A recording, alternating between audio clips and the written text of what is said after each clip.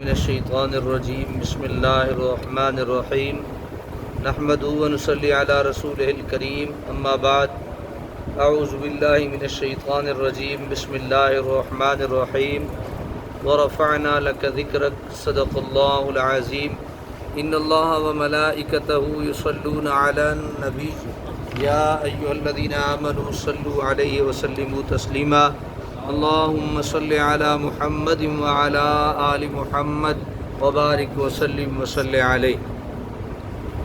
سامعین محترم، آج کا یہ چھٹا درس رسول اللہ صلی اللہ علیہ وسلم کی شان جامع الصفات پر انشاءاللہ ہوگا۔ بعض لوگوں کا خیال ہے کہ نبی ایک لیڈر یا پیغمبر یا زیادہ سے زیادہ ایک استاد کی حیثیت رکھتا ہے۔ نبی کو عام انسانوں پر کوئی بلندی اور برتری حاصل نہیں، سوائے اس کے کہ نبی پر وحی آتی ہے اور عام انسان اس سے محروم ہے، لیکن یہ نظریہ عقلاً اور نقلاً ہر طرح باطل ہے۔ بعض لوگوں کا یہ خیال ہے کہ بس ایک اللہ کا پیغام پہنچانے والا ہے یا ایک استاد کی حیثیت رکھتا ہے، کیا ہوا جو ان پہ وحی آتی ہے اور ہم پہ نہیں آتی؟ تو فرمایا گیا کہ یہ عقیدہ رکھنا کہ کیا فرق ہے عام بندے میں اور امتی میں اور اللہ کے نبی میں، کہ وہ تو صرف استاد ہوتا ہے یا پیغامبر ہوتا ہے، پیغام پہنچانے والا۔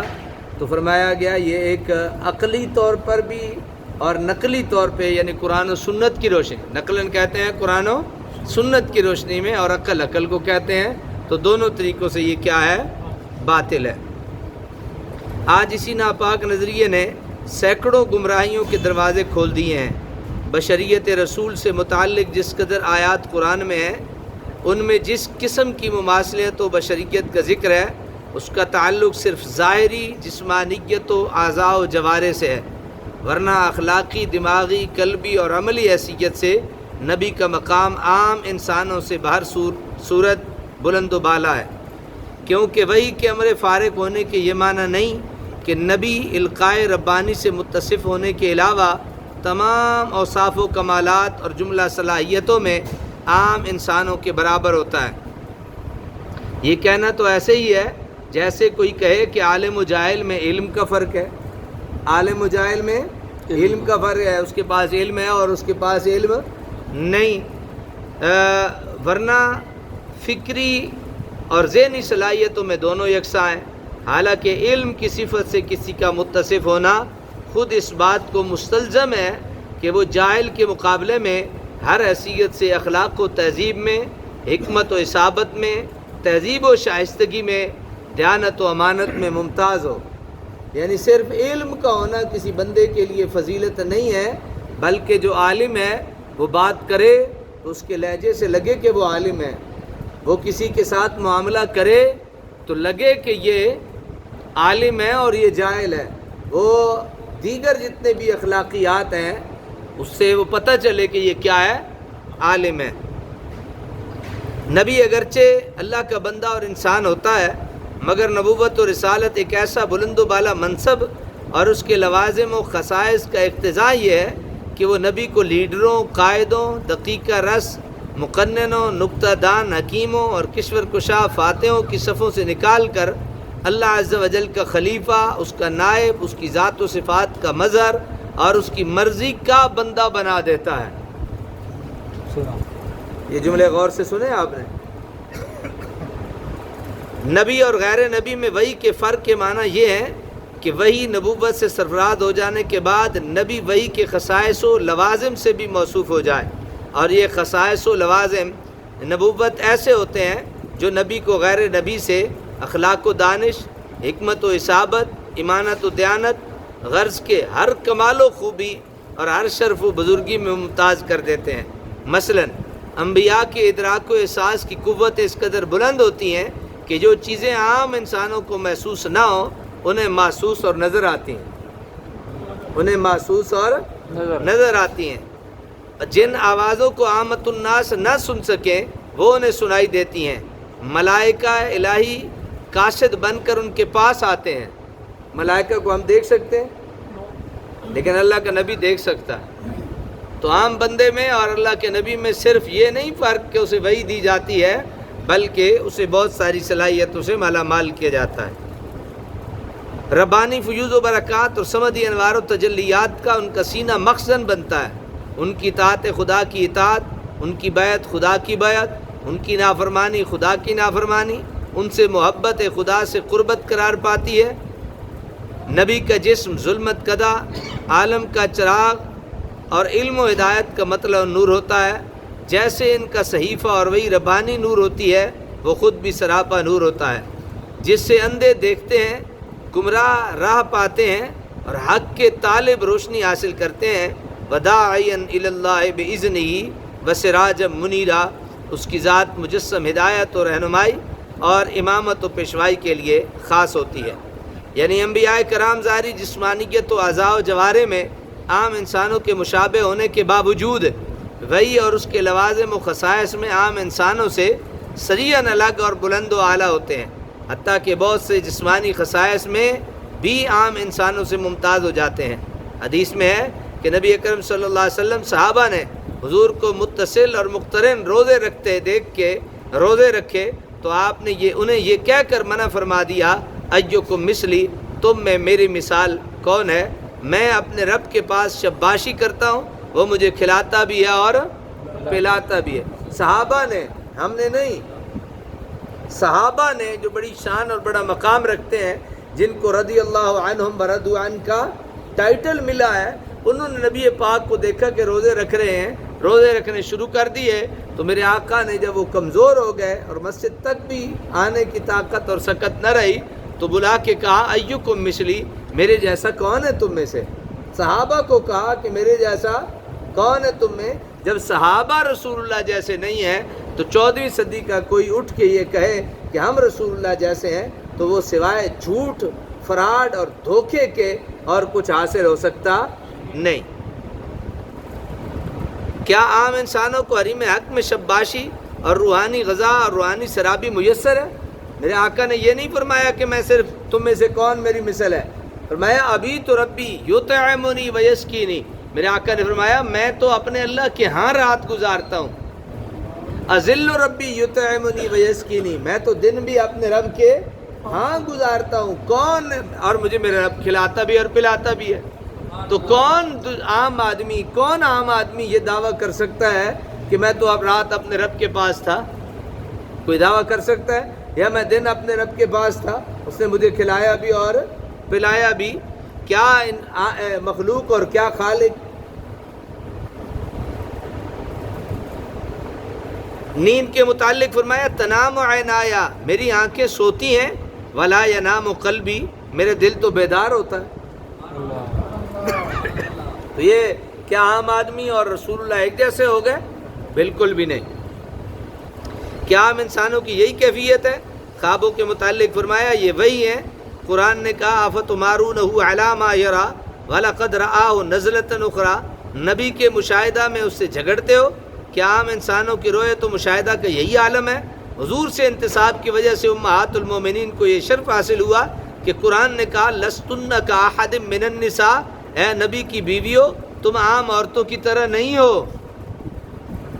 جب نبی کی بیویاں عام عورتوں کی طرح نہیں ہیں تو نبی عام مردوں جیسے کیسے ہو گئے کہ کوئی بندہ اٹھ کے کہے کہ ہم نبی جیسے ہیں؟ جب حضور کے ازواج مطہرات عام عورتوں کی طرح نہیں تو نبی تو بدرجہ اس کا سزاوار ہے کہ وہ کاحد من الرجال، لستن کاحد من الرجال نہ ہو، اور اپنے خصائص میں عام انسانوں سے ہر طرح بلند و بالا ہے. الغرض نبی اور غیر نبی میں وحی و نبوت کا جو فرق ہے، اس کا مطلب ہی یہ ہے کہ نبوت کے تمام لوازمات و خصوصیات اور ضروری اوصاف میں بھی فرق و امتیاز ہو، اور کسی کو نبی تسلیم کرنے کے ساتھ ہی اس کو نبوت کے تمام اوصاف و لوازمات و خصوصیات کا حامل ماننا بھی ضروری ہے. حقیقت یہ ہے کہ رسولوں میں رسول مکرم نور مجسم محمد الرسول اللہ صلی اللہ علیہ وسلم کی عظمت و رفعت کا وہ بلند و بالا مقام ہے جو فہم انسانی سے بالاتر ہے، اور زبان و قلم میں محبوب خدا کی عظمت و بزرگی کے اظہار کی کہاں طاقت ہے.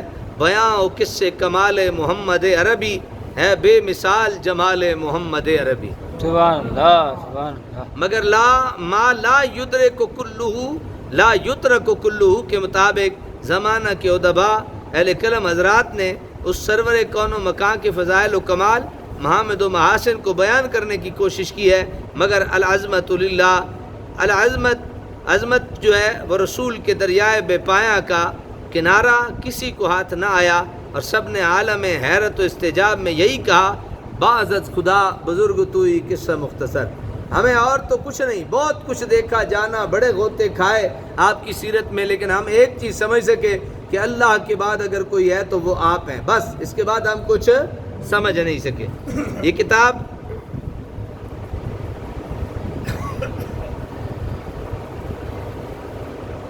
حقیقت یہی ہے کہ یہ بھی مقام نبوت کی بلندی کے بیان سے قاصر ہے، تاہم جو ہم بیان کر رہے ہیں تاہم اسی اصول مذکورہ کے تحت یہ آج کا یہ جو درس ہو رہا ہے یہ بتایا گیا کہ سیدنا اکرم کریم سیدنا آدم علیہ السلام سے لے کر مسیح کلمۃ اللہ تک جتنے انبیاء کرام تشریف لائے ان کو جو بھی فضل و کمال پیش گاہ الہی سے عطا ہوئے، ہمارے رسول ان سب کے جامع ہیں۔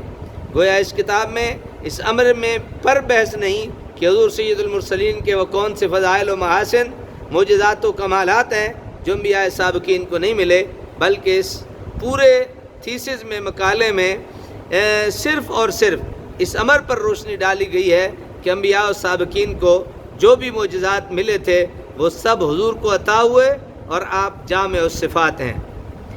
اس تفصیل سے ہمارا مقصد انبیاء سابقین کی معاذ اللہ تذلیل یا ان کے فضل و کمال میں کسی قسم کا نقص ثابت کرنا یا ان کی نبوت کو حضور کی نبوت کا ذل یعنی سایہ قرار دینا نہیں، کیونکہ عقائد کا مسئلہ ہے کہ نفس نبوت میں ہر نبی مساوی درجہ رکھتا ہے، سارے نبی ہیں تو نبی مساوی درجہ رکھتے ہیں، جس طرح کہ نفس ایمان کے لحاظ سے جبرائیل کے ایمان اور ہمارے ایمان میں کوئی فرق نہیں، ہر نبی ایک مستقل نبی ہے، اس کو نبوت خدا نے عطا کی، ایک نبی کی نبوت دوسری نبی کی نبوت کی فرع یا ذیل یا پرتو نہیں، اور نہ نبوت کلی مشکک ہے کہ کسی پر زیادتی اور کسی پر کمی کے ساتھ صادق آئے۔ غرض کے اس تفصیل سے مقصود صرف یہ ہے کہ ہمارے حضور افضل المرسلین امام الانبیاء تمام انبیاء کے معجزات کمالات کے جامع ہیں۔ یہ بھی یاد رکھیے کہ حضور صلی اللہ علیہ وسلم کے فضائل و کمال کے بیان کرنے سے انبیاء سابقین کی شان میں کمی نہیں آتی، بلکہ حضور کی شان بیان کرنے سے انبیاء علیہ السلام کی شانوں کو چار چاند لگتے ہیں۔ چنانچہ دیکھیے دنیا میں ہزاروں نبی اور سینکڑوں صحیفے آئے، مگر انہیں پیغمبروں اور کتابوں کے نام ہوئے جن کو ہمارے رسول نے روشن فرمایا۔ حضرت مریم کو یہود نے تہمت لگائی، مگر ہمارے رسول نے ان کی پاک دامنی بیان فرمائی۔ حضرت موسیٰ کو ان کی قوم نے عیب لگایا، لیکن ہمارے اماموں نے اس عیب سے بری قرار دے دیا۔ کعبہ جو حضرت شیخ الانبیاء حضرت ابراہیم خلیل اللہ کی آرزوؤں کا مخزن تھا، قریش نے بت خانہ بنا دیا، مگر ہمارے رسول نے کعبہ کو قبلہ بنا دیا۔ مدینہ کا شہر عام شہروں کی مانند تھا، اس میں کوئی خصوصیت نہ تھی، مگر یہ چونکہ ہمارے رسول کے پامال قدم ہونے کا شرف رکھتا ہے، اس لیے خلاق عالم نے اس مقدس زمین کی آخری کلام میں قسم یاد فرمائی، اس سے سرزمین بطح دو عالم سے بہتر ہو گئی۔ انبیاء تو انبیاء ہیں، خود رب العزت جل مجدہ فرماتا ہے کنت کنزا مخفیا فاحببت ان اعرف فخلقت خلقا فخلقت نور محمد صلی اللہ علیہ وسلم، ہم چھپے ہوئے خزانہ تھے، ہم نے چاہا ہم پہچانے جائیں تو ہم نے نور مصطفیٰ علیہ طیت و ثنا کو پیدا فرمایا۔ جب رب العزت جل مجدہ کے پہچان و معرفت کا ذریعہ بھی حضور ہی ہے تو انبیاء کو مشہور اور ان کی عظمت و رفعت اور ان کے فضائل و کمال کو دنیا پر ظاہر کرنے والے حضور نہیں تو اور کون ہے؟ ہاں یہ ہمارے حضور کا صدقہ ہے کہ آج دنیا اسلام کے ہر بچہ کی زبان پر آدم و موسیٰ علیہ السلام کے نام ہے، اور ساری کائنات میں انبیاء سابقین کے معجزات و کرامات مشہور ہیں۔ اس حدیث قدسی سے یہ بھی روشن ہو گیا کہ اللہ تعالیٰ کی حقیقی اور سچی معرفت کا پہچان کا ذریعہ وہ وسیلہ حضور صلی اللہ علیہ وسلم ہی ہیں۔